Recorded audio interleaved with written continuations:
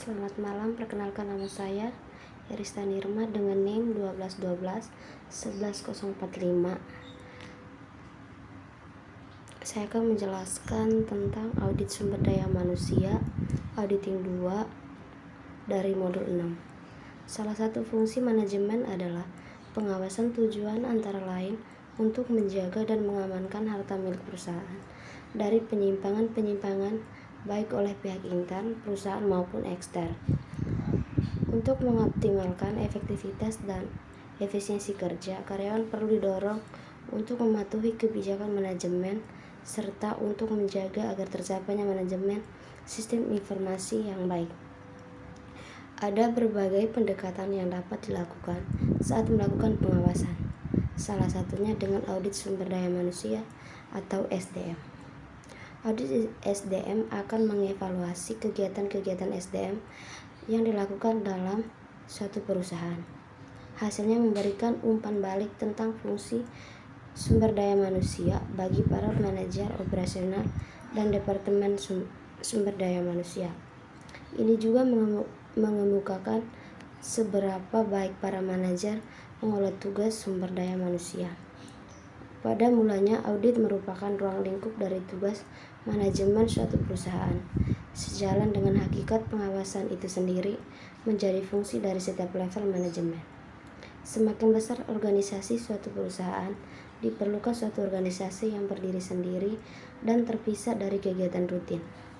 Dengan demikian, audit sebagai suatu proses dengan kemampuan dan independensi seseorang dalam menghimpun dan mengevaluasi bukti-bukti dari keterangan yang terukur dari suatu kesatuan ekonomi, bertujuan untuk mempertimbangkan dan melaporkan tingkat kesesuaian dan keterangan yang terukur tersebut dengan kriteria yang telah ditetapkan. Ruang lingkup audit sendiri terbagi menjadi 3, yaitu sebagai berikut. Yang pertama, manajemen audit atau polisi audit. Suatu penilaian yang dilaksanakan secara sistematis dan independen, berorientasi ke masa depan terhadap keputusan dan kebijakan yang dilakukan oleh manajemen. Tujuannya untuk mengingatkan kualitas sumber daya manusia melalui perbaikan pelaksanaan fungsi manajemen, pencapaian rencana yang telah ditetapkan, serta pencapaian sosial objektif.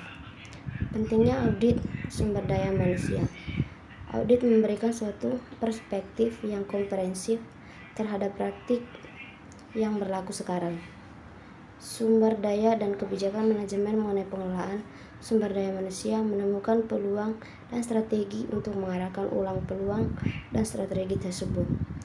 Audit juga menciptakan citra departemen sumber daya manusia yang profesional antara manajer dan spesialis sumber daya manusia, membantu menjernihkan peran departemen dan menghasilkan keseragaman yang lebih besar. Norma audit sumber daya manusia atau SDM. Lazimnya audit dilaksanakan secara intern oleh departemen audit yang ada dalam perusahaan. Audit yang dilaksanakan sebagai suatu fungsi penilaian yang bebas dibentuk di dalam suatu organisasi untuk memeriksa dan mengevaluasi kegiatan-kegiatan perusahaan utamanya yang berkaitan dengan sumber daya manusia. Tugas dan wewenang serta tanggung jawab departemen audit harus sejalan dengan norma-norma tertentu yang sebaiknya mempertimbangkan beberapa hal berikut ini. Yang pertama, manajemen diminta lebih bertanggung jawab atas efektivitas sistem pengendalian intern atau internal control dan mutu pekerjaan organisasi tersebut.